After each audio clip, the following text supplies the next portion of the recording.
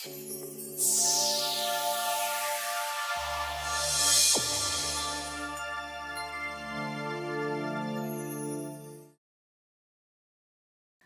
to today's CP session, Lessons from Satyam Turnaround Story. I am C. Ashish Subedar, CP Committee Lead, and I am delighted to see every one of you here. Before we begin this event, we would like to thank His Majesty Sultan Haitham bin Tariq, our sponsors CBFS, and our corporate supporters and corporate members. I request everyone to stand while we play the ICAI motto song.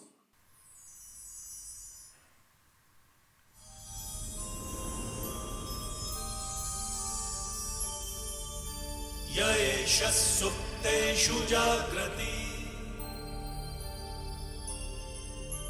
य एष सुप्तेषु जाग्रति कामं कामं कामं कामंशो पुरुषो निर्विमाणः निर्विमाणः तदेव शुक्रं तदेव शुक्रब्रह्मा तद्ब्रह्मा तदेवामृतमुच्यते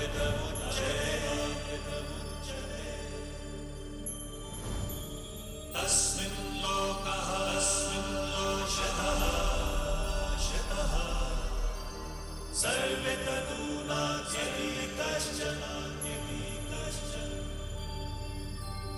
एतद्द्वैता एतद्द्वैता एतद्द्वैता एतद्द्वैता एतद्द्वैता एतद्द्वैता.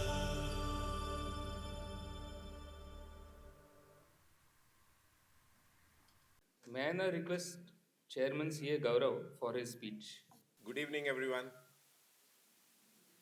What a day it has been.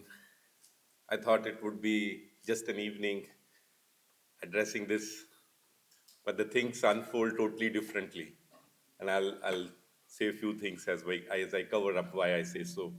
And many of those which also were new to me, being in Oman for last 16 years, but still I came to know a few things today, which I will share with all of you. With this, I first request, I honor each one of you present here and making this event even more memorable.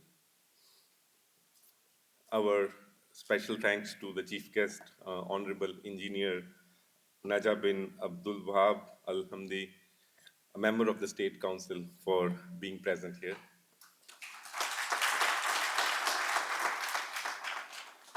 Our guest of honor, Dr. Zahran Al-Salti, Dean, College of Banking and Financial Studies. Thank you. Obviously, our speaker of the day, Padma Shri Awadi, Dr. C.A. T.N. Manoharan.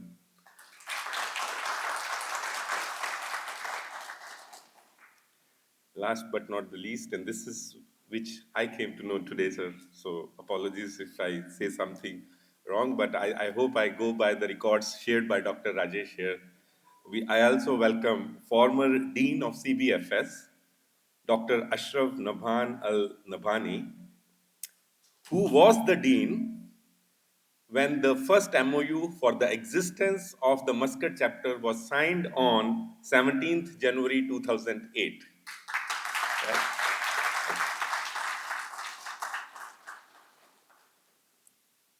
Another milestone is when T.N. Manoharanji addressed this gathering of the chartered accountants previous to this event on a physical event in this very hall. Dr. Ashraf was the chief guest for that event. And it was on 27th of October 2010. So 14 years down the line, we now have our institute past president T.N. Manoharan again in this hall addressing us together.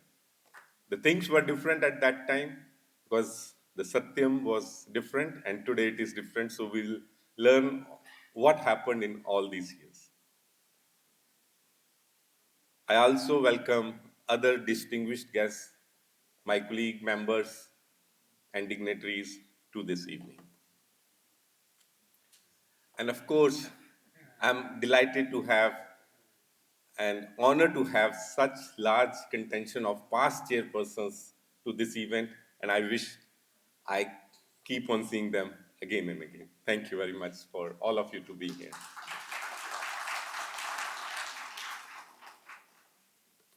I hope you find this ECP event thrilling and sensational. I'm sure many of us had different stories on Satyam, but today we are hearing from the person who was in that boardroom, attending all the day-to-day events and meetings. So I'm sure there will be some hidden stories, hidden treasures that we are going to listen from T.N. Manoharan. The case, I would say, is also comparable to a biopic, which shows us two faces of profession and the importance of ethical values. Because before CA T.N. Manoharan took over, there was another CA who was also involved in this incident and did not follow the ethical practices, because of which it led to such a drastic situation that millions of money was lost for the shareholders of the company. And then comes another CA who restored that trust back to the society and creating that trust back that the institute will stand for the public. Thank you, T.N. Manoharanji, for giving us honor back to the institute way back in 2010, and till today we are achieving those good values. During this session, I'm sure we will also divulge into the key strategies that were employed, focusing on how transparency, integrity can transform challenges into opportunities. The steps taken to reform the stakeholders' trust and the importance of robust financial practices in rebuilding a brand is also a part of this session. As we proceed, I encourage you to reflect on the insights shared and consider how they can be applied into your professional journeys. This is not just a story of recovery, it's a blueprint of ethical leadership and resilience governance. We'll hear more from T.N. Manoharan. Being with a Padma Shri awardee since morning was also not an easy task. And the last few hours spent with him enlightened me with a number of things. Today morning, he addressed the commerce students of Indian School Gobra, and he said many touchy words, but I'll share few of the things which he shared with the students, because I believe many of those did carry to us even today, even after passing out the exams. He talked about 3 I's. I means the alphabet I starting verse. One is interest. That was shared with the students from the perspective that you take up a profession which is of your interest. And I would say that once you pass out of a chartered accountancy course or a finance profession, again you have to make a choice of what you want to do after achieving that. So again you have to see what is the thing that is of the maximum interest to you and choose your uh, career path after the qualification. So that's another aspect of adding further to the interest that he shared with the students. Intelligence, the second I. Again, you have to be intelligent to grow and become a profession. But after you become a profession, you still have to continue to use your intelligence to excel into your life. So he mentioned while that failures will always come, and that will come in the even when you are professional, right? You after you have gained a good job or in an institute or a private, or you're doing your own practice, there will be goods and bads, there will be failures. So one thing he mentioned and was very touching to the heart was, when you succeed, you aim for even higher. But when you fail, you change your path to achieve success. This, this is significant difference in what he mentioned. So failure also teaches you that the way you might have tried it before may not be the right way, so you change your path to achieve success. The third he mentioned was about involvement. So you need to get involved into whatever you do. Involved not only with the mind but also with the heart. So then only the success will continue to be with you. And that's where I said it's not linked to. And the thing he mentioned was for students, when they are doing studies, the teachers take care of it. But when you start to do professional course like a chartered accountant course, there's no such teachers to guide you because you don't plan it that way. There is a lot of self-studies, self-learning. Same applies after you qualified as well. So you need to have all these three eyes, I would say, to continue to have that success factor into you. And then we face problems, right? So when the kids also face problem when they are studying, so he told them about 3 P's in it. One was the planning, and similarly we also plan a number of things after we have succeeded, after we have attained a good job, etc. in life. You plan your day, you plan your week, you plan your month, you plan your year, you set your budgets in November, December, and then you work throughout the year to achieve those budgets. And then the second was prepare. Once you have done the planning, then you strategize and prepare how you want to achieve those. Again, something starts from childhood and stays with you till the end of your life. And last P he mentioned about practice for performance. So once you have prepared after doing the planning, you can't just leave it. You have to practice again and again. For students, it was doing the mock test. For us, if you are delivering any or chairing any meeting or doing a presentation, you have to still prepare for the performance, right? So it never ends. So I just thought I will share the 3 I's and the 3 P's with you, which he shared with the students. But because I felt that it doesn't end, because he was addressing a different audience there, so he made the comparison between the schooling and the professional education. I just took a step ahead because I'm addressing a different gathering here. But I believe it's the full cycle of life that goes on with this. With this, I'll let T. N. Manoharan share more thoughts to it, but I'll mention 2 significant events that are upcoming. One is the first ICAI GCC seminar that will be taking place in Muscat on 18th of January 2025. The preparations are ongoing. We will be, of course, sending the details to the Dean and CBFS for approvals in due course. And I all request each one of you to let us know, when I say us, any one of the managing committee members, any type of sponsorship or any other support that can be provided from your side as well. And second, significant event that is taking place is WOFA, World Forum of Accountants, taking place in New Delhi from 31st January to 2nd of February. And as a chapter, we have decided, managing committee member, to promote this amongst our members. So a fee equivalent to 20 riyals, which is approximately 50% of the registration fees, will be reimbursed if you are willing to attend that event. So I request you to consider and plan your leaves, etc., accordingly, that you are able to attend this event. With this, thank you very much, and I'll request the team to play the video. And after that, Sangeeta ji will take it over from me. Thank you very much.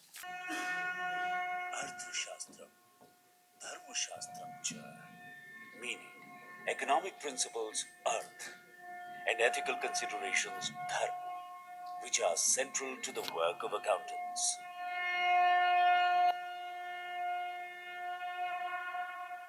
The entire world is deliberating about impact of climate change coupled with disruptions of artificial intelligence. India has given philosophy of Vasudhaiva Kutumbakam to the world and successfully hosted G20 summit on this theme and also launched Global Biofuels Alliance. The accounting profession also has an enormous responsibility to guide the world, where accountability meets innovation so that vision can be converted into solution. The Institute of Chartered Accountants of India, being the world's largest accounting body after the successful hosting of WCOA 2022 and GLOBAC, proudly presents before the World Forum of Accountants 2025,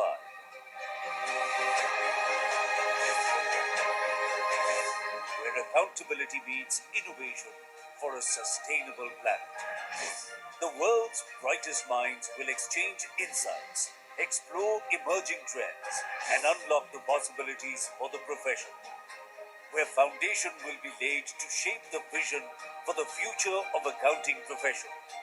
Hosted at Yashobhoomi, the largest convention and exhibition center in the heart of India's capital, New Delhi, inaugurated by the Honorable Prime Minister Sri Narendra Modi, is all set to host the congregation of accountants from around the world.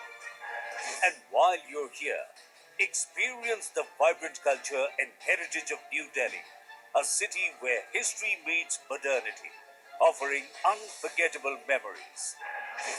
World Forum of Accountants, an experience of 3 days, insightful discussion, groundbreaking innovations, and unparalleled networking opportunities. With immense pride, we invite you to WOFA 2025, taking place, happening from January 31st to February 2nd, 2025, at the magnificent Yashobhoomi, New Delhi.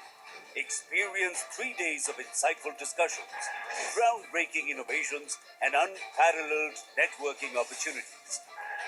World Forum of Accountants 2025 is where you need to be, where accountability meets innovation, AI for a sustainable planet. Join us at WOFA 2025 from January 31st to February 2nd, 2025 at Yashobhoomi, New Delhi.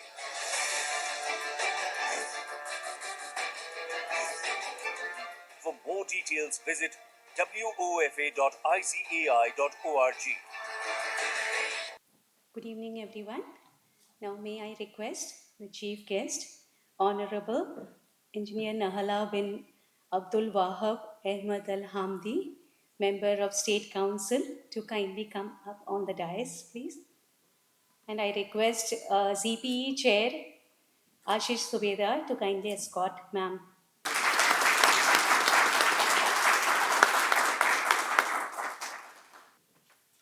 May I request the founder of Muscat ICI chapter, Davis sir, to kindly come up on the dais. And I request Dr. Zehran, Dean of CBFS, our guest of honor for today's evening. May I now request past chair C. Ashwini ji on the stage, please.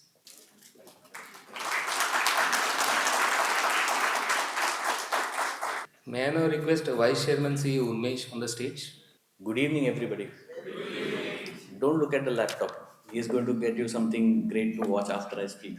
Okay, so it's been an honor, sir, to introduce you. Before I introduce you formally to the audience, let me ask a question to the audience. How many of you have attended T.N. Manoharan sir's sessions for taxation when they were pursuing CA? We need to take a photograph, please. And the second question is, how many of you have used his book while preparing for the CA inter and final exams? I think I should have asked the question, how many of you have not referred? So there'll be few hands which will go up. So actually, I don't really need to introduce our speaker for today, but somehow Somehow we have managed to summarize his profile into one page. So please allow me to read his profile for a formal introduction, and for those guests who don't know about Manoharan sir. So T.N. Manoharan sir was born in a freedom fighters family with agriculture as the occupation. He is a chartered accountant of 41 years of standing. So that's 1 year less than my age. I should not have disclosed my age to you, but still, that's very critical here. He has authored books for professionals and students on taxation, as we all know. He was the president in the year 2006 and 7. And for that, we have arranged a special, what you say, felicitation ceremony of those members who passed in the year 2006 and 7, and their membership certificate is signed by T.N. Manoharan sir. So may I know how many are there in the hall? 1, 2, 3, 4, 5, 6. I'm one of them, 7. So 7 members are here right now. So we'll be having a special felicitation at the end of the session. I'll. You guys want me to read his full profile? So we are all eager to hear you, sir. But before that, let me just read the last important paragraph. Sir is the recipient of several awards, including the CNN IBN Indian of the Year for the year 2009. And in the year 2010, he was conferred the Civilian Honor Padma Shri by the President of India. With this short and very interesting introduction, I now request Sir to please address the gathering. Before that, we'll play a video which he has recommended. January 7, 2009, India Inc. woke up to a shocking headline. The big breaking news coming in. What you've just heard is an absolutely shocking confession from the promoter of Satyam. The BSc and NSC has woken up to a shock.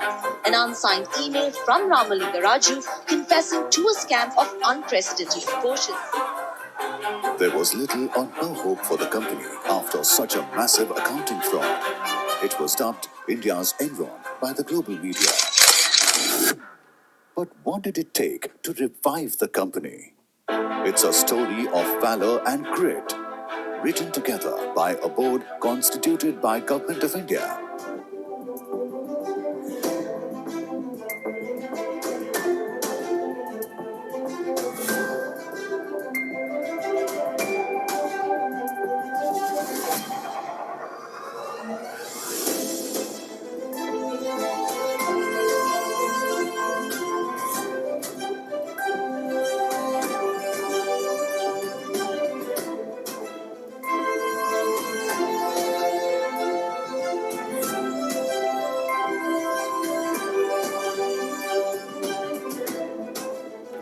The acquisition story became a Harvard Business School case study, forging the foundation for Satyam's 100-day turnaround. An opportunity to rename this company, it wouldn't be Satyam or Mahendra Satyam, it would be the Phoenix. As the Phoenix, as you know, was that mythical bird which once every 1,000 years erupts into flame and self-destructs. But then, just as miraculously, it rises from the ashes, even more glorious than before. And today, we can look back with a satisfaction that when times were against us, when the situation was against Satya, all of us stood united. This revival and turnaround of Satyam is not just a testament to business acumen and entrepreneurial spirit.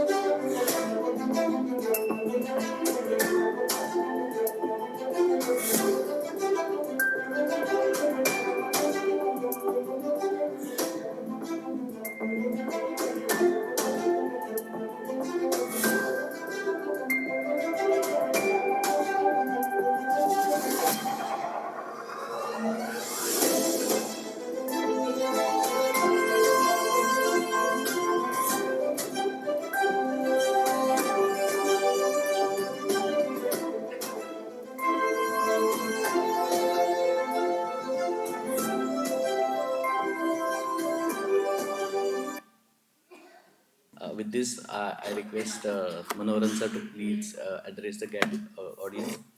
Before that, so please join. I request our chief guest and guest of honor and former dean and the managing committee to be on the stage for a group photograph, please. Very pleasant good evening. Very pleasant good evening to all. My hearty welcome and salutations to the distinguished chief guest, Honorable Engineer Nahla bint Abdul Wahab Ahmed Al Hamdi, distinguished guest of honor, Dr. Zahran Al Salti, Dean of CBFS, and former Dean of CBFS, Dr. Ashraf Naban Al Nabani, whom I had the privilege of meeting and interacting during my last visit.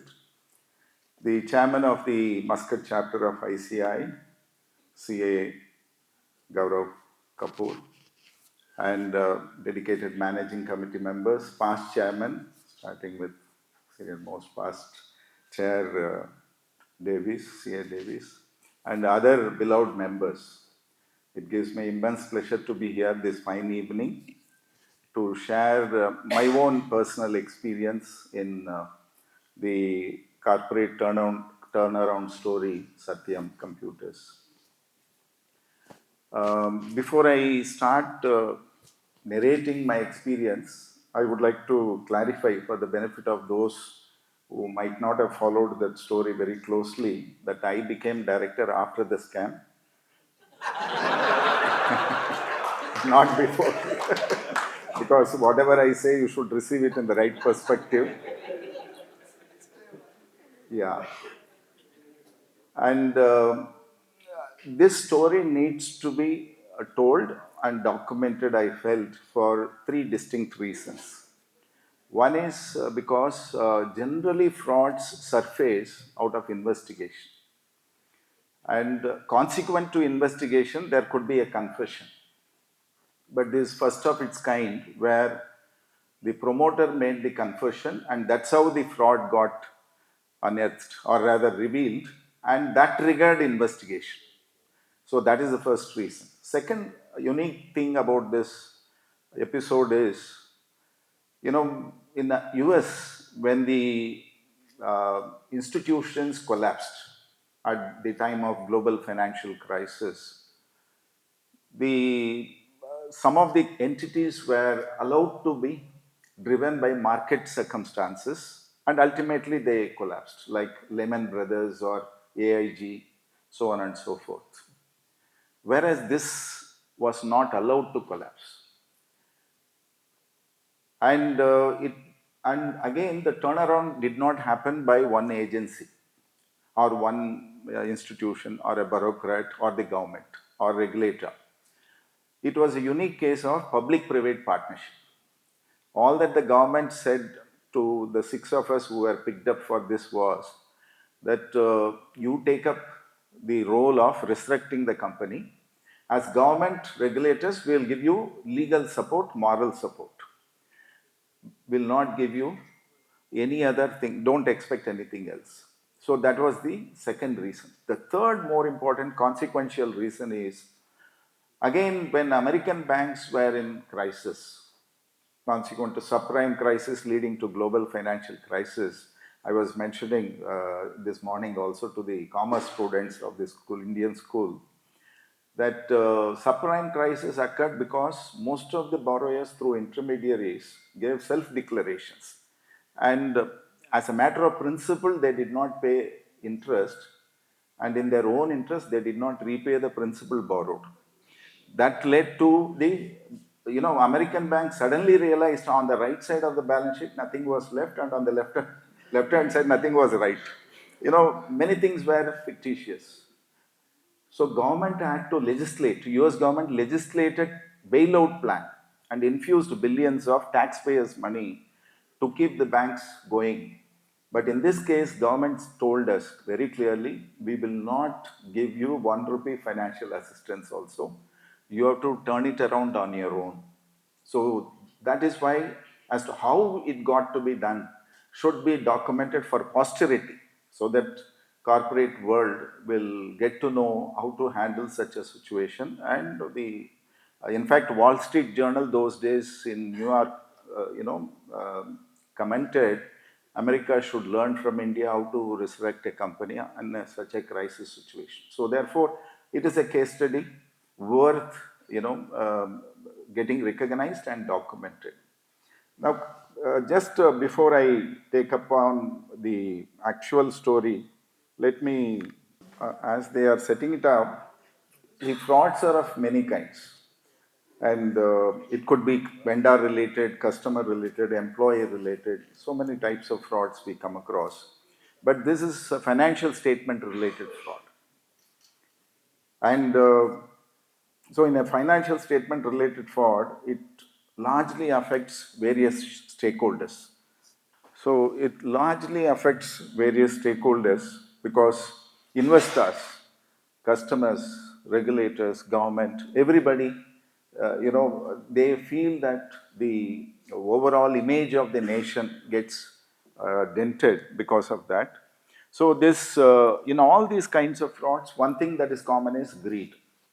Uh, and that actually you cannot legislate against greed, but you can only regulate conduct. So in Satyam case, that it was obvious that the ethical values are given a go by, and the accounting norms got compromised. And world over, if you analyze the crux of the fraud, it would have been on account of any of these things. Like sometimes it could be incentives, which led to manipulation of figures. Sometimes it could be in terms of the compensation based on achieving targets, and rating agencies' expectations, investors' expectations, and the governance mechanism. Because in governance, you have not only the management but also the independent directors, audit committee. So, when any of those limbs are not performing their role properly, then again things can go wrong. So here, but one thing common in all these things is the greed. And if you look at the financial statement related frauds across the globe, starting from Enron, WorldCom, there have been many instances, but Satyam was first of its kind in India of that magnitude. And that's why it was called as Enron of India. And subsequent, 6 months before Satyam, Madoff also happened in US. So these were all mega frauds. And in US, what they legislated, Sarbanes-Oxley Act was brought about with a lot of regulations, rigidity in compliance, so on and so forth. We'll discuss about that towards later part of my presentation as to what happened after SOX. And as far as Satyam is concerned, it was the fourth largest IT company in India, and it had top line of $2 billion US size.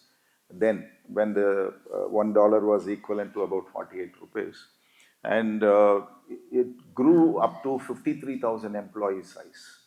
So when Satyam scam occurred, the entire 53,000 employees' future was at stake, their families, and 600 plus global customers, of whom 185 were Fortune 500 companies. So the credibility of the service provider from India was at stake, and confidentiality, continuity of those projects was also a matter of suspect. Then the spread was 66 countries across the globe. The projects were getting executed. Now, on 7th of January 2009, when the promoter confessed, yes, I fudged the accounts, it was a rude shock for the government, regulators, and the corporate world in general. Two consequences were obvious. One was the share price plummeted to rock bottom.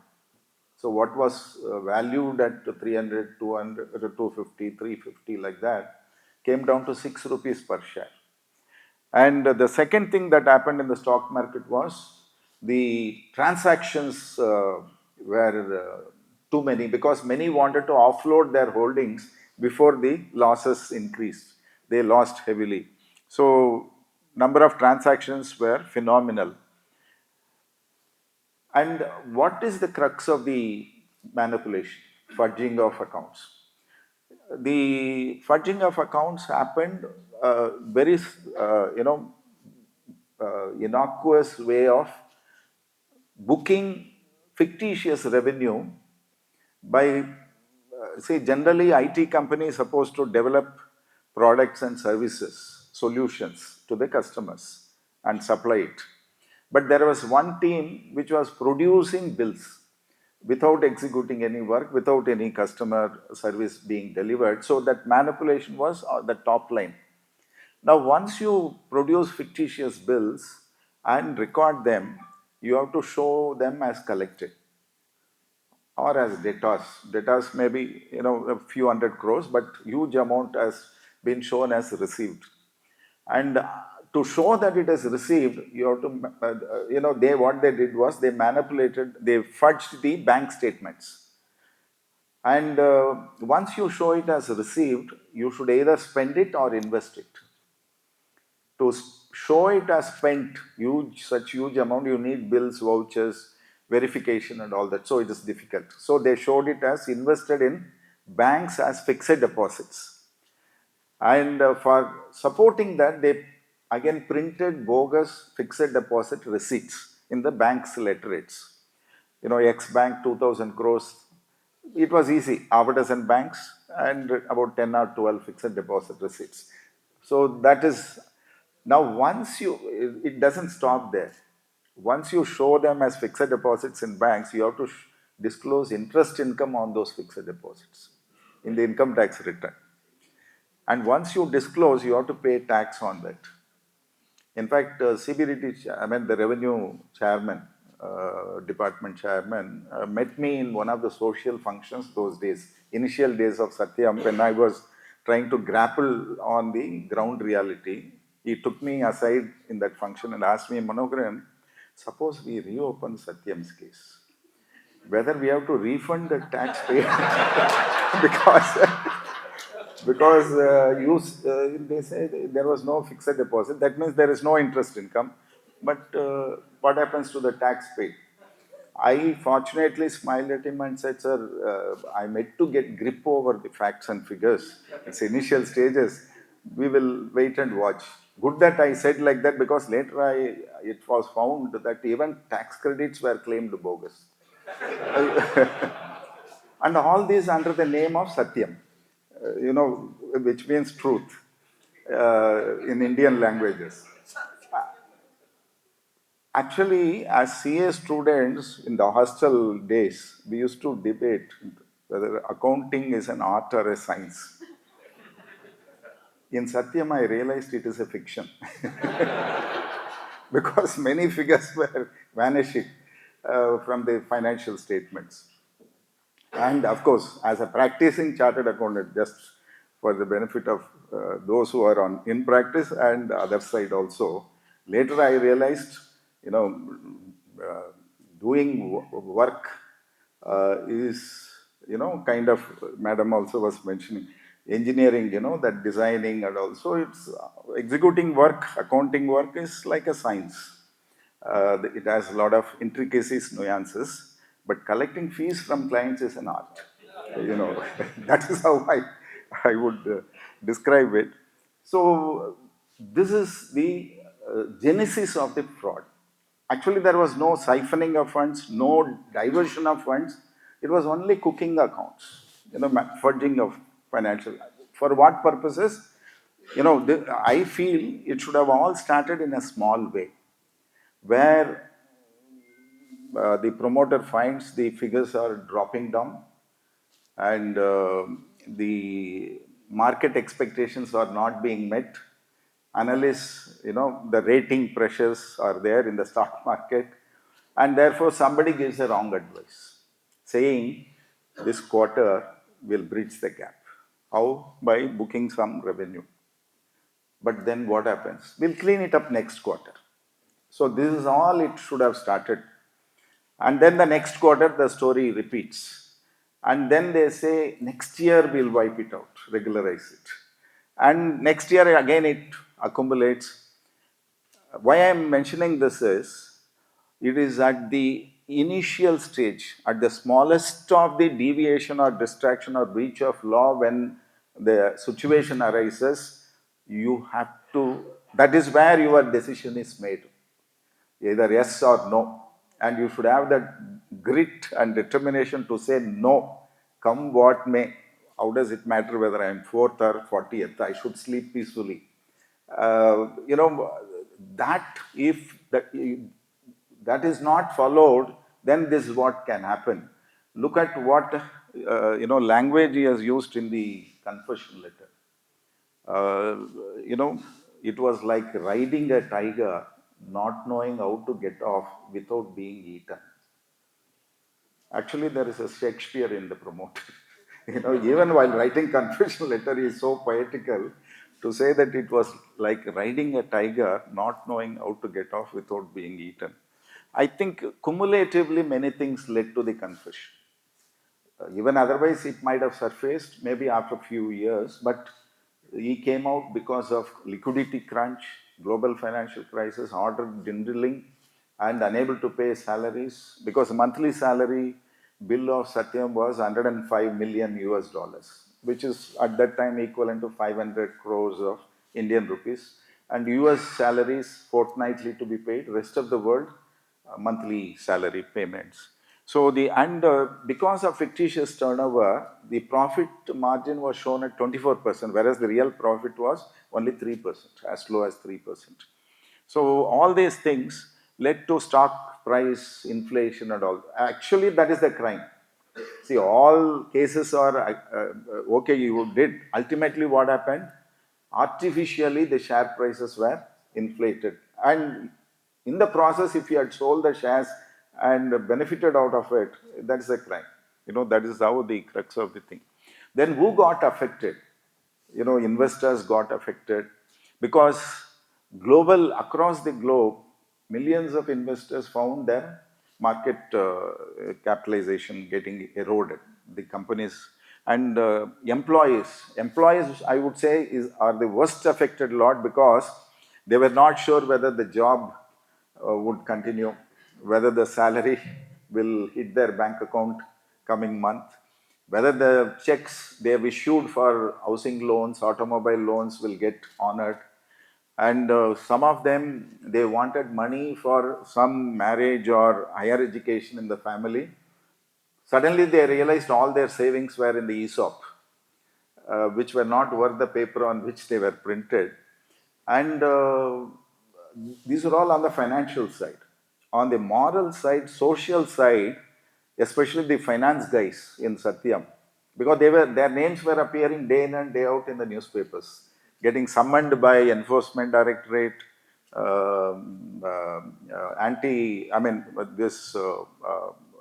CBI, CBDT, all of those agencies, regulators. So the neighbors instructed their children not to play with the children of Satyam executives. And when the Satyam guy, in fact, Satyam employees were premium customers to any joint in Hyderabad, restaurant or shop, anywhere, special recognition, special discount. But after this episode, even the employees were ashamed to disclose they are Satyam employees. That was a change in scenario. And in fact, one guy told me, yesterday I went to a wedding reception. Suddenly everybody gave way to me. Not because I am a VIP, suddenly I became untouchable. Nobody wanted to even smile because others will think this guy knows that guy. That defamation, kind of a humiliation. So that was the scenario in which they were all placed. And customers, they were worried about the continuity of their project, service delivery, and they were quite shocked. And different continents behaved differently. Some countries, especially like US, they were ruthless. They wanted to terminate the contracts. Why should we deal with a tainted company, fraudulent company? That tag of Satyam, none of the newspapers, media published Satyam name without a prefix or an adjective. Fraudulent, tainted. This is what happens in reality. Even bankers who were standing in queue to lend to Satyam, why don't you borrow from us? Or take few hundred crores, started pulling the rug under the feet, saying repay whatever you have, you know. And they were adjusting. We went in hoping to collect some money from customers and pay the salary. But collections were directly getting adjusted by the bankers for the outstanding facilities. We were not getting any money. So all those ground was staring at us, and government was most concerned as to how to, what options are there. So there were, as I said, bailout plan. Maybe US it was possible, but India it is not possible. Because this happened in January 2009. May 2009 was the general elections across the country. And I don't think Indian mindset would permit a government to infuse taxpayers' money to revive a private sector company. So that would not have been accepted. So that was the thing. And you cannot allow that company to collapse also. Let the market forces determine the destiny of the company. That if that indifference again can boomerang, because 53,000 already job market was very poor for the tech employees because of global financial crisis. All the TCS, Wipro, Infosys, they selected candidates but did not send joining letters because orders were not correspondingly inflow was affected. So in such a situation, if these people also are thrown into the job market as unemployed, it could have led to a chaotic situation. So therefore, government had to think out of the box. So they felt, let us dissolve the existing board, most of whom were in the, except the independent directors, others got arrested and they were imprisoned. So dissolve the then existed board, nominate 5 of us. Original plan was 5 of us because one from the banking industry, Deepak Parekh, another from IT industry, Kiran Karnik, another from CII, Confederation of Indian Industry mentor, Tarun Das, another legal expert, Achyutan, who was Company Law Tribunal chairman and SEBI member, and one from finance side, myself as president, first president of ICAI. So 5 of us were selected to be nominated. Then LIC, Life Insurance Corporation of India, was holding more than promoters, investment in Satyam. LIC is a major investor across all the listed companies in India. If you go, you will be astonished because so much of funds are there. So they wanted a nominee on the board of this government nominated board. So SB Mainak was nominated. So 6 of us walked into this scenario. Actually, the way in which the story began for us, see, Hyderabad, I landed. I was escorted by a travel agent and put in a chauffeur-driven car. And the driver conversed with me and developed some kind of familiarity, not intimacy, familiarity. I was wondering how courteous he is, why my thoughts were on something else, but I had to respond to a few questions. This happens even in all 5-star hotels. From the reception to the room, if somebody escorts, they won't allow you to keep. They'll ask, how was the flight, sir? Where from you are coming? Where you are going? So these are all part of their job. So here I thought unusual of a taxi driver. Then I realized after half a kilometer drive, he said, sir, 6 months bills are pending from Satyam. So, so our boss wanted me to request you, as if that is my first job. Then I went to the hotel. Hotel said, no, stay, no formality here. Stay in the room, made me sit comfortably, took all the signatures for formalities and said, sir, 3 months bills are pending from Satyam. So this is how the story began. And but good thing is government said, you do whatever you want to do. We give you absolute freedom. That's one of the conditions. Individually, we wanted the government to assure us no interference from political or other thing. And they did that. And but the problem was, generally a corporate world, once in 3 months board meeting. But this is an emergency. So we decided we'll meet every week. Okay, we meet every week and decide the strategy, how to mitigate the risk, how to resume the operations, how to sustain the way forward and all that. But who will oversee the execution of all those strategy measures? You cannot leave it to the employees and again go back because they were already demoralized a lot. So I offered. I offered saying that, okay, I'll be here 24 by 7 on behalf of the government nominated board. Not because I was unemployed, but because, because just before that I was president of ICAI, vice president of ICAI. So the 2 years I told my family and partners, I will not be available for you because it's a golden opportunity to serve the profession, which made me somebody in life. So I'll be camping in Delhi and touring across the globe on behalf of the ICI. So I will not be available to you on one condition that after 2 years, when I come back, you should recognize and take me back. Then of course, they missed me a lot initially. Then afterwards, I think they started enjoying my absence. So that is, having done it for 2 years for the profession, it was not difficult for me to allot few months for Satyam. Not knowing when it will get completed, but I said I'll be there. So when that decision was taken, Deepak Parekh told me, Manoharan, you have agreed to be here 24 by 7. So as per Securities Exchange Commission regulations, old-time director position cannot be vacant for more than 15 days. Company has to refill that slot. Since the erstwhile old-time director is in jail, I mean, he is no longer part of the thing. So why not we appoint you as? I said I need some time because this was mentioned to me at the dinner time.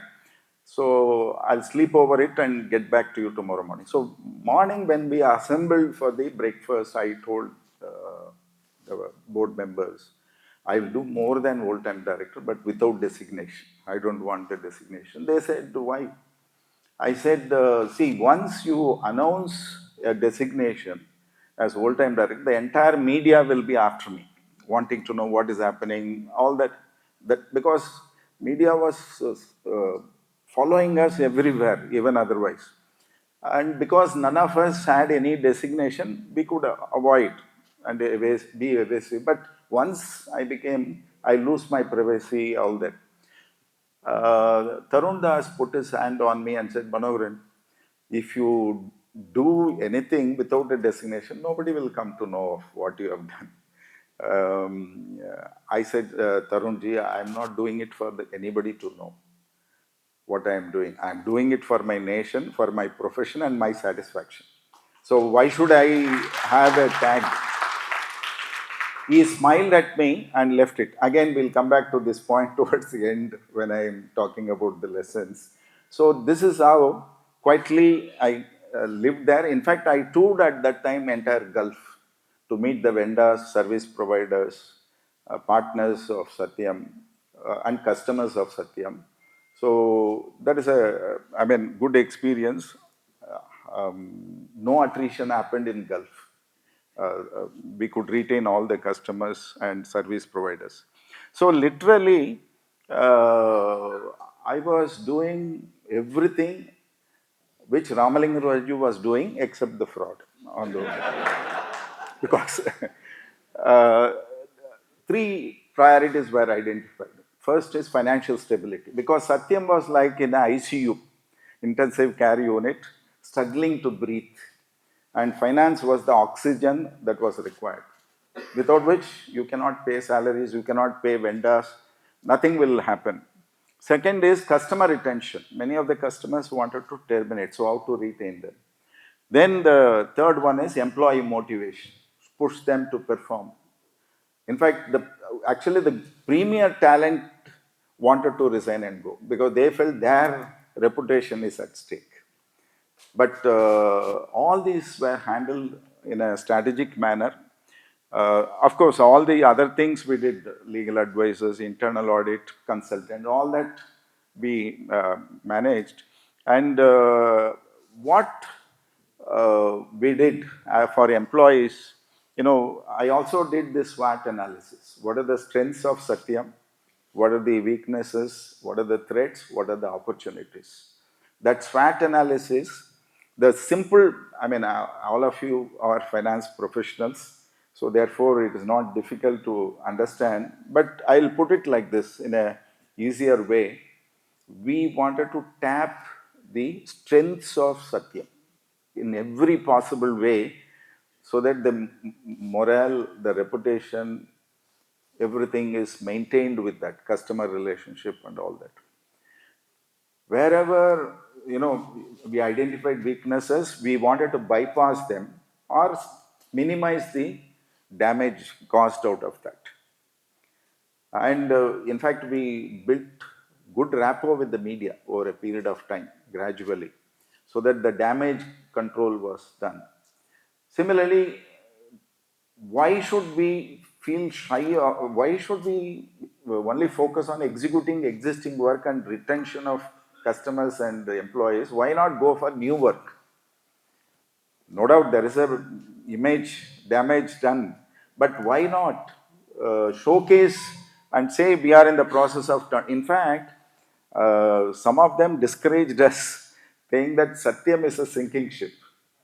There is no way you are going to succeed. In fact, one critic sent me a message, Satyam RIP. See, when a person dies, RIP, rest in peace. I replied saying, yes, Satyam RIP. In Satyam's case, RIP means recovery in progress. So that is what we are focusing and doing. And opportunities we explored, and it clicked. Existing customers came forward. Once they were convinced, they came forward to give more orders. And threats, by collaborative efforts, we minimized the impact of the threats. And that's how this journey continued. And we had the weekly board meetings. Some of those meetings were on 2 days or 1 day. And one problem with Satyam liquidity was, while we were confident of mobilizing funds from the customers, 66 countries, some pockets there can be surplus cash, some pockets there may be inadequacy. So that juggling of funds across continents and countries can be a complex exercise. So we felt, let us raise some funds. So 135 million from IDBI Bank and Bank of Baroda, 300 crores each, 600 crores. We raised as a stopgap arrangement, short-term arrangement. Fortunately, they came forward because of the goodwill of Deepak Parekh, who is HDFC chairman, and they knew government was serious about turning it around. So they also supported our endeavor. So because why we were apprehensive was, those were the days when Indian banks were very shy of, rigid about lending. Actually, we used to generally, jocularly say, Indian banker is one who will grant you a loan after you place all the evidence to prove that you are not in need of it. That was the mindset with which they were approaching. But nevertheless, we got it. That helped us. So we could have a pool, central pool, from which we can remit funds wherever required. For example, Singapore CEO sent an SOS saying, the banker has appropriated all the collections. I am not able to remit the employee provident fund account. And there, once I am treated as a defaulter, I can be arrested. So that is the seriousness. So please immediately remit money. So that kind of a management was required. We cleared all statutory dues. Employee salary tax is deducted at source, isn't it? That was not remitted to the income tax department. ESI, PF. In fact, the ESI commissioner wanted to file an FIR against the government nominated board, saying there are arrears of thing, so why not I proceed? We said government wanted, no, that is different department, this is different department. And today you will say you are government, but after 5 years, when I am questioned why you did not take action to collect, what answer I am going to give? So this was the mind. And income tax department attached properties of Satya. See, we wanted to pledge with IDBI and Bank of Baroda to raise the 600 crores, but properties were attached and freezed by the tax department. So I went. Fortunately, I had that background of daily going to departments those days as a practitioner. So that helped. So I could strike a deal, I mean, official deal, saying at the moment, 50 lakhs down payment and rest we'll pay in monthly installments, because we were confident it's a matter of few months. So that is, they agreed and lifted the prohibition or attachment, and we could pledge and raise the loans. So like that, so many, challenges were there, but nevertheless we kept meeting. And actually employees, what we did was we invoked their gratitude.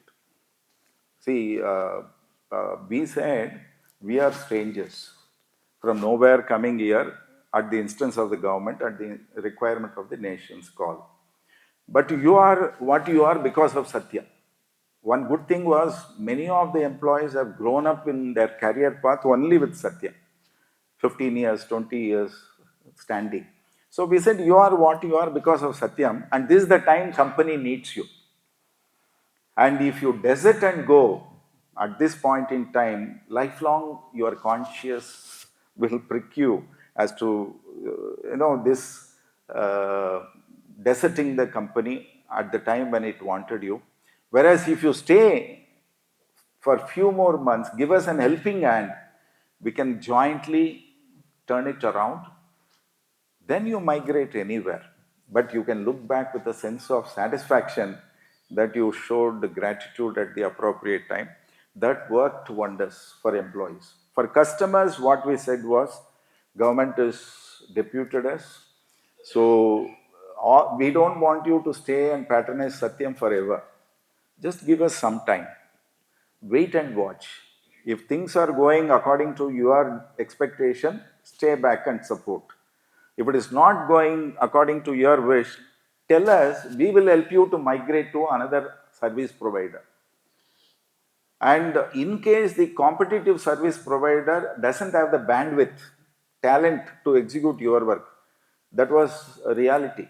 Many of Satyam's projects, at least some of Satyam projects, were exclusive work. High talent profile teams were working on it, which cannot be replicated elsewhere. That was a reality. So we went to the extent of promising. Why I'm mentioning this? These are all critical, crucial strategies a finance professional can play in international market. Forget about domestic. Domestic, you have to play according to the ground rules prevalent. But international market, what works wonders is transparency. You be forthright, confess. I mean, you say, yes, these are my drawbacks, these are my weakness, but we request you to support for a few weeks, wait and watch. Even if the competitor doesn't have the bandwidth to execute your work and you have no trust to continue with us, we will rebadge our employees on their payroll, so that our team will become their employees and continue the work. Or we'll rebadge our employees on your payroll so that they will work for you.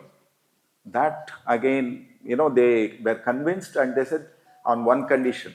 What is the condition? Weekly follow-up calls. 10 days once follow-up calls. We agreed. So I used to take all those calls because 66 countries, different time zones.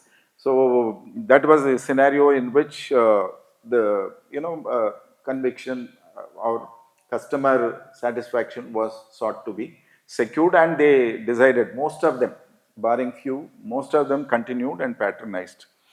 We used to even record video clips and circulate it to various locations so the employees can get this motivational message. Every evening there is to be a mail sent, leadership calls, and weekly bulletins for customers. So these were all measures.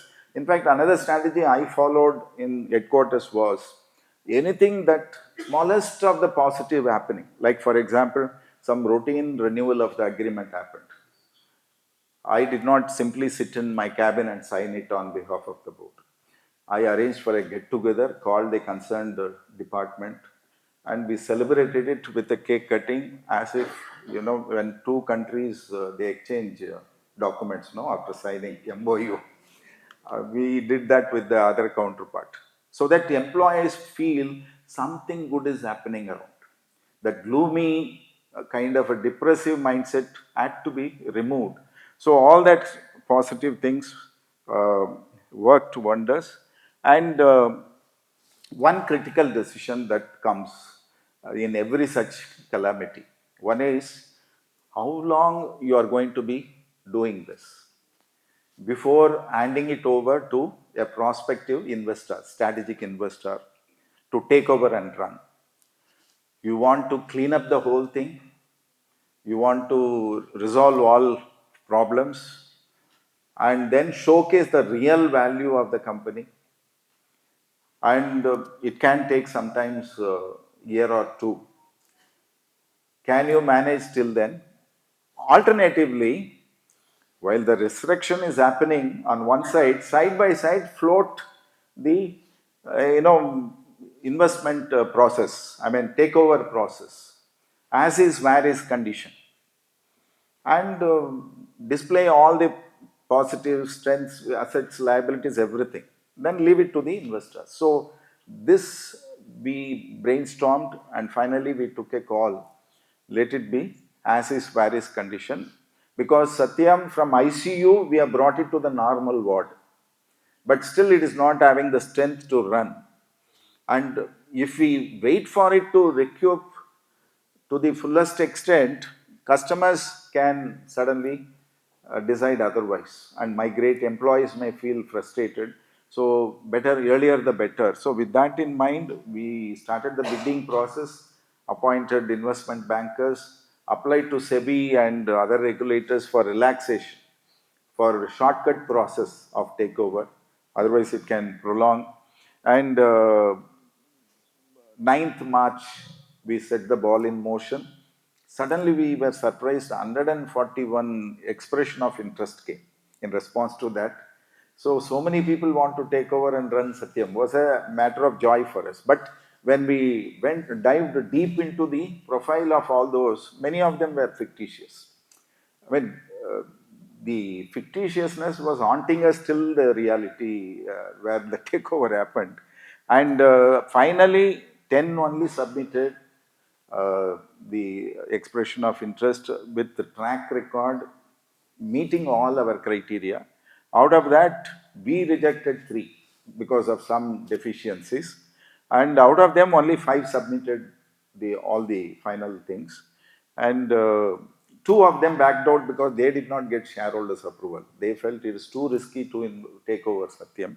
So finally, 3 remained in the race: Wilbur Ross, Tech Mahindra, and L&T. And they wanted information as much as possible to evaluate, because they have to submit technical bid and financial bid on the given date, 13th of April. So for that, what we created a virtual data room, gave them confidential password to access with all updated information and all. And we also made presentations. We also gave them opportunity for site inspection. In fact, can you imagine Satyam, Deepak Parikh, who is a renowned thing, and Tarun Das, all of them industrialists, they've seen across the globe corporate infrastructure, but they commented, this is the best infrastructure we have ever seen in a corporate industry. That is how they are built. The promoters of Satyam, especially in Hyderabad, there are 2 campuses, one 103 acres or so, another 25 acres. In both the premises, world-class infrastructure. So technical, all that we allowed them to inspect. And finally, the D-Day came, where before which all clarifications they wanted, we gave it. Then they submitted technical bid, all the 3 qualified. Financial bid, Wilbur Ross quoted only 20 rupees per share. L&T quoted 45 rupees 90 paise. And Tech Mahindra quoted 58 rupees. So being the highest bidder, we selected Tech Mahindra. Actually, we had one clause, which L&T missed the bus. We said if any other bidder is within 90% range of the highest bidder, there will be rebidding among them. So that we wanted to maximize in the second round of bidding. then it could have been, further enhanced. Valuation could have been further enhanced. I think L&T misjudged, thinking that Mahendras will not go beyond 50 rupees. So they quoted 45.90, thinking that if it is 50 or less, it will be rebidding, and that time we can go up to 55, 60, whatever it is. But it was a miscalculation. And Satyam was taken over by Tech Mahindra, and it has now grown manifold. Now the turnover is 5 times the then turnover, and employee size is 145,000. And countries, number of countries, 90 countries, and excellent growth trajectory. So this is how it all happened. Now on the governance side, there have been many learnings. Uh, Satyam had secluded each vertical into silos. What happens in one vertical, the other vertical will not know, and no vertical head will know what is happening at the central management. That was conveniently kept because of this fudging, manipulation. Because if they knew everything, then there too many people will come to know. In fact, technology was used in this fraud also. There was S code and H code. H means hide. Only real figures will come. And S code means show. All figures will come. The real plus fictitious. And that was known to only the select top few. So that is one thing. And in fact, government at that time, company law bill was pending before parliament. They withdrew the bill because they wanted to make further amendments based on Satyam experience. They also asked me for my inputs. I gave few inputs, but cautioned the government, don't have knee-jerk reaction of making it too rigid. Because in US also what happened, the Sarbanes-Oxley Act, I said we'll come back to that point, when it was enacted, the cost of compliance went up. Many companies opted for unlisting from the NASDAQ and New York Stock Exchange and migrated to other jurisdictions. So then US government itself diluted SOX, liberated few of the provisions, then it became reasonable. So I quoted that example and said, don't legislate for the exception. View Satyam as an exception, bring in what is minimum required. If you go hog to revamp the whole law and make it very stringent, then life will become miserable for genuine corporates who are otherwise complying with the law. Cost of compliance will go up. Compliance will become very difficult and complex also. Like, there is a story where train was running at a considerable speed. Suddenly it derailed, ran a few hundred meters into a paddy field and managed to stop after injuring the passengers. Several passengers got injured. So government constituted a panel for inquiry. They summoned the driver and asked what went wrong. He said, I was going at quite a pace. Suddenly there was an intruder on the track.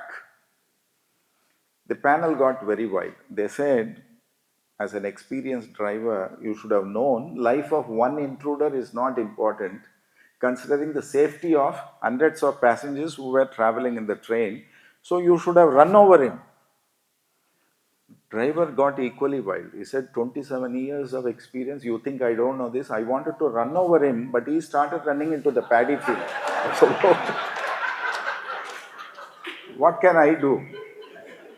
This is exactly what happens when you legislate for the exception. There is somebody who has violated the law. He is running into the paddy field. Lawmakers are running behind him, injuring all other genuine corporates who are otherwise conscious of complying with the law. So, but in spite of that, so many rotation of auditors came. That is good measure. Similar restriction of terms of directors came. Nobody can continue in a board for more than 2 terms, each term 5 years. All those restrictions, code of conduct, whistleblower policy, and internal audit, statutory recognition. So many of these governance measures happen, which we all know, and learnings for life also were too many. especially for me in close quarters where I watched, people who were in cloud nine, working in a premium IT company, software company, suddenly when they went to prison, some of the finance guys who were party to this, suddenly you found the wife, the child going to the family doctor and returning, promising they'll manage to pay the fee next time. Imagine that kind of a situation. So many ground reality stories. So one thing we should all, generally chartered accountants are experts in advising clients how to manage finance. But sometimes we don't do it for ourselves. See, when we think this earning capacity is eternal, or if not eternal, at least for few decades. But at every point in time, or at least on an annual basis, have you done your review of finance management? How to strike a balance, how to distribute your investments, how to manage your savings in such a way that at any given point of time, when your source of income is stopped, for whatever reason, it could be human, it could be artificial, it could be natural, or beyond one's control, whether the family can still survive. Have you done that backup that saved for that rainy day? Even, for example, in COVID, how many suddenly when the livelihood stopped.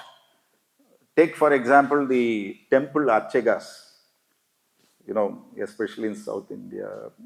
So many, no temple was opened because social distance like that. Places of worships were closed, isn't it? So their livelihood. So like that, there have been many instances. So all of us have to be prepared for a rainy day and protect with minimum, sustainability. Similarly, in life's balance sheet, see, one thing you will, I've authored my experience as a book, but in that book, Tech Phoenix, one chapter I have devoted exclusively for all the good things which the promoter of Satyam has done. You will be amazed. See, unfortunately, the world, because of media propaganda, they know only him as a fraudster. But he has adopted 200 villages, providing medical, health, education, irrigation, water facility. In fact, when he was arrested, did you know, none of the entire state of Andhra Pradesh, that time there was no Telangana, the United Andhra Pradesh, did not celebrate Sankranti or that festivals. Many of the spouses of the executives of Satyam did not cook for 3 days, as if somebody in the family is gone. They were mourning. So if you look at the other side of a person, phenomenal contribution. That 108 emergency medical service, which saves millions of lives in India. Now throughout India it is being implemented. Ambulance service, emergency medical care. In split seconds, I was astonished when I went to that HMRI and EMRI facility. It took me 3 hours to inspect the whole setup, systems, processes, procedures, how everything is built on the field, on site, what is the connectivity. When I saw how the calls are addressed and attended to, amazing philosophy. Contribution with no photograph or name publicity anywhere. So that kind of a contribution he has done on one side, just to quote one. Like this, there are many. But this one act of fraud. That is why, see, in accountancy, you have contra entry. Every debit should have a credit. Then only balance sheet will tally. But in life's balance sheet, you may have 100 credits, good things you have done. But one debit can wipe out all the credit. That is the reality of human life. So, you cannot say, I've done 5 good things, allow me 2 bad things. Quota. Actually, maybe I will put it like this. This lesson has to be remembered, especially when you are holding public public funds. Because in a listed company, you are a fiduciary capacity. You are not the owner of the company. You are governing on behalf of others, resources. So that is, and use head and heart appropriately. See, when it comes to duties, compliance, always use your head. Non-negotiable, no compromise.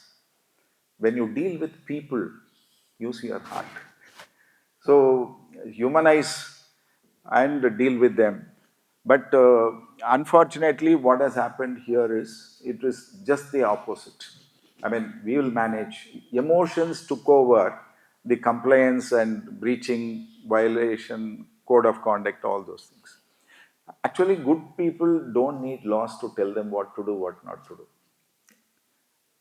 Bad people, whatever be the law, they'll find ways and means to circumvent the law. However much you amend and make it rigid. That's why I said morality cannot be legislated, but conduct can be regulated. At best, you can try to prevent things going wrong by regulatory conduct. Then differentiate between opportunities and temptations. There is a saying, opportunity knocks rarely, but temptation leans on the doorbell. So whether to open the door for the temptation or not is your choice. At the same time, you should not miss the opportunity when it knocks. How to differentiate it? How to gain control over the yielding to temptation, preventing yourself succumbing to temptation.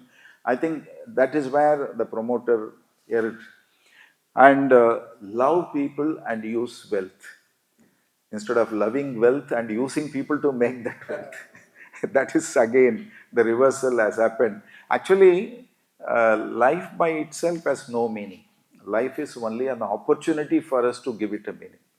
How best we can give it a meaning depends on what you do, what is the purpose, what is the cause, what is the mission with which you are carrying on your journey, isn't it? But first to 25 years or so we learn. Next to 35, 40 years or so we earn. But life becomes meaningful when you share what you have earned and what you have learned to those who are in need of it. That is what gives you the best of meaning to your own life and justifies your existence. And that is one way by which you can make the world a better place to live. So, because there is no end to materialistic wealth. In fact, when Dalai Lama was asked, what wonders you about humanity? He said, man himself is a wonder. Because first half of his life, he sacrifices his health in earning money. Next half of his life, he sacrifices the wealth earned to recuperate the health he lost in the process. With the result, he is so anxious about the future, he does not enjoy the present. With the result, he neither lives in the present nor in the future, but he lives as if he is never going to die, but ultimately dies without actually living the life.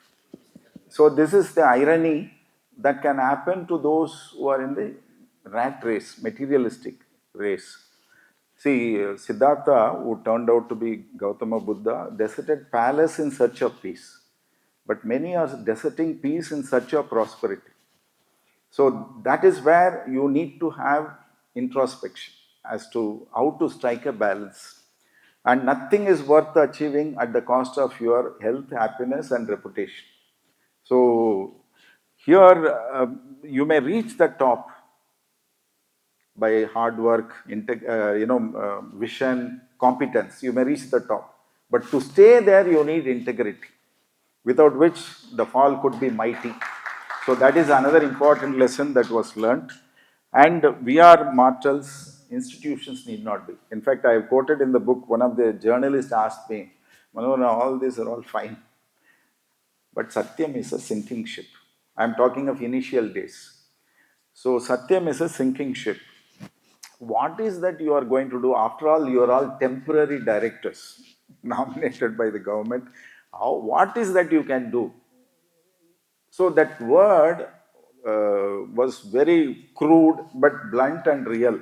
You are all temporary directors appointed by the government. Satyam is a sinking ship. What is that you are going to do? I don't know. See, actually, I would say Satyam is not mere human effort. It was a divine intervention.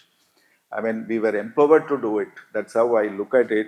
So, where from the response came, I don't know. I smiled at him with all humility at my command and said, "We are all temporary in this world, but we can build institutions which will have eternal existence in this world.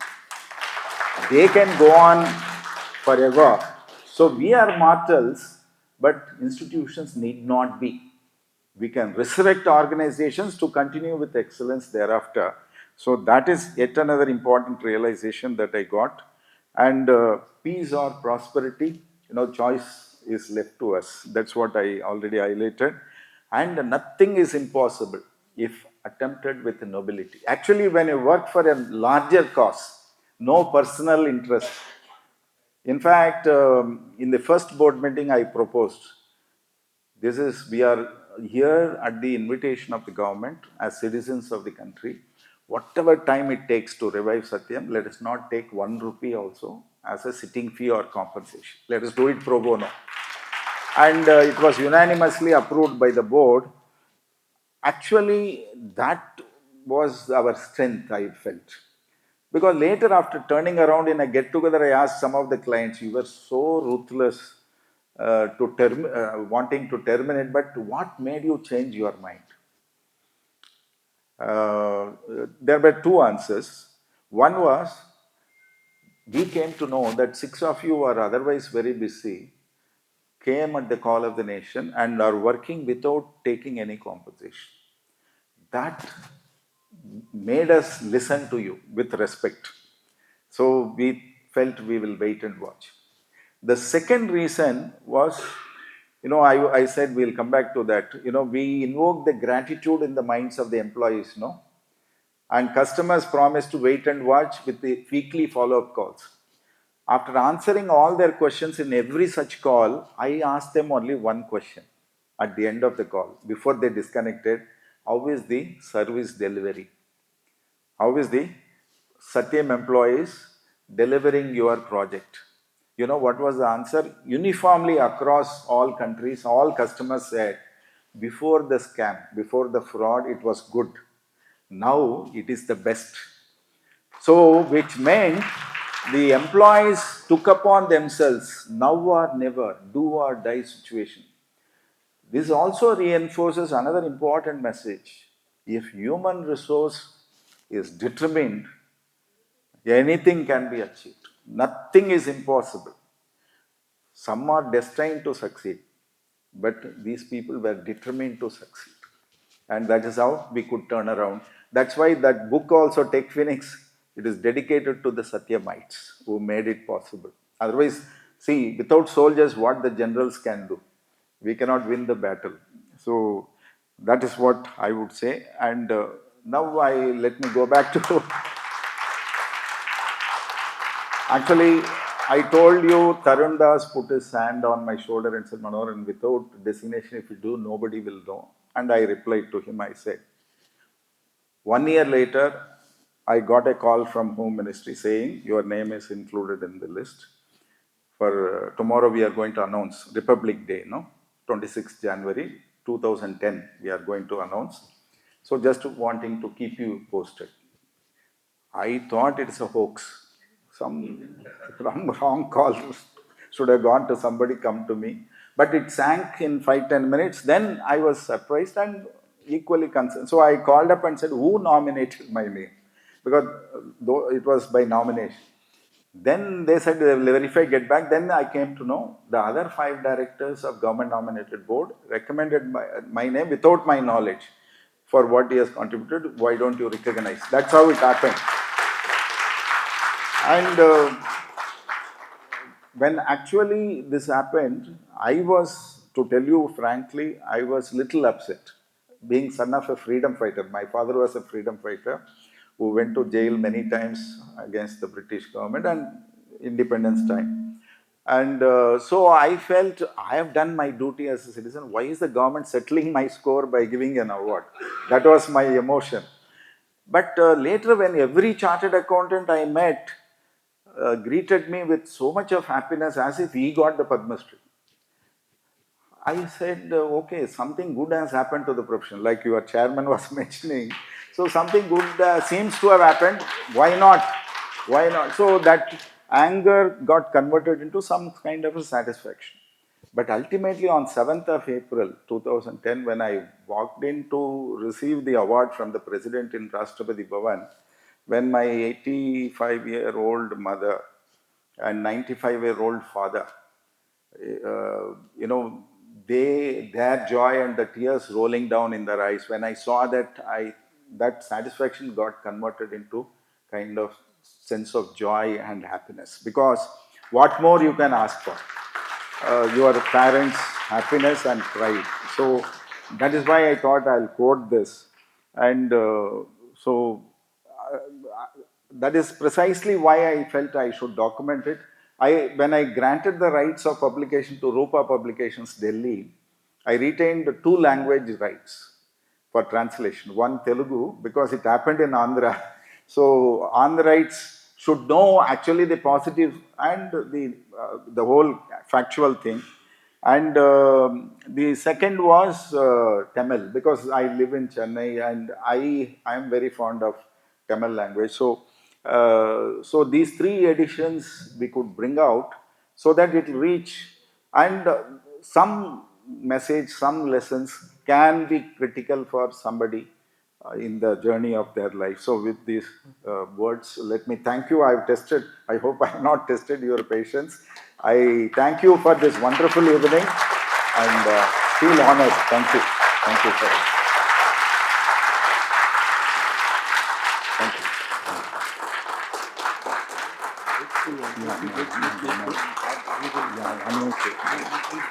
you. Yeah. An informative incident and your session. It's almost 15 years, and I was very keenly following that scandal. I had started investing in Indian stock market since 2003. Oh. Then the stock market crash came in 2008. Then I thought, let me invest only large cap Nifty stocks, and Satyam happened to be one of the Nifty stocks. So it is so risky. But thank you, and many of the incidents which you told are not available in public domain. So Correct. really, thank you. May I now request Chief Guest of the Day, Honorable Engineer Nahala bin Abdul Wahab Ahmed Al Hamadi, to felicitate speaker.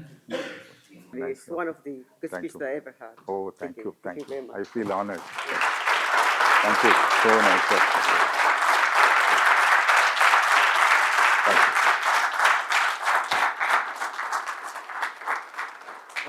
you.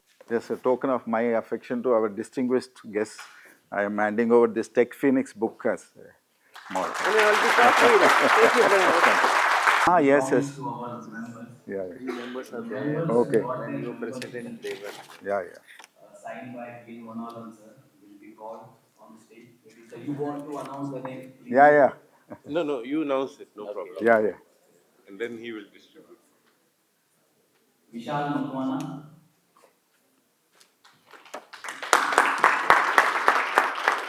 All the members are feeling they're almost 18, 19 years young. Never dreamt.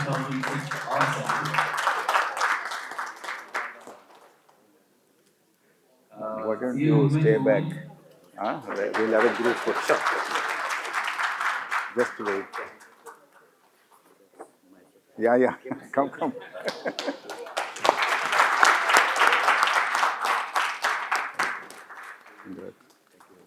Just stay back. We'll take a group photo. Sure. Yeah. First lady of the chapter.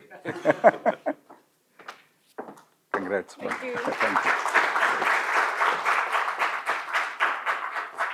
Congratulations. Thank you so much. 1 second, just wait. See, one more is there. Yeah. Ms. Sarita Mahendra.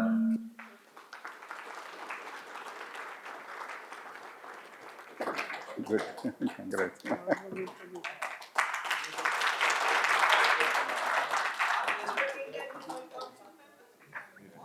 Rohan? One more is there? Yeah, he's not got the certificate, but we No, you can. No, actually, I thought of, some of you have the certificates in India, but you are here, but passed during 2006-7. You can also come.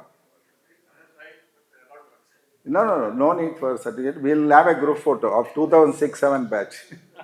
See, in CA exam, the beauty is, after passing the exam also, sometimes in the dream, suddenly you will think you have some arrears. Then wake up and realize, no, I have passed. That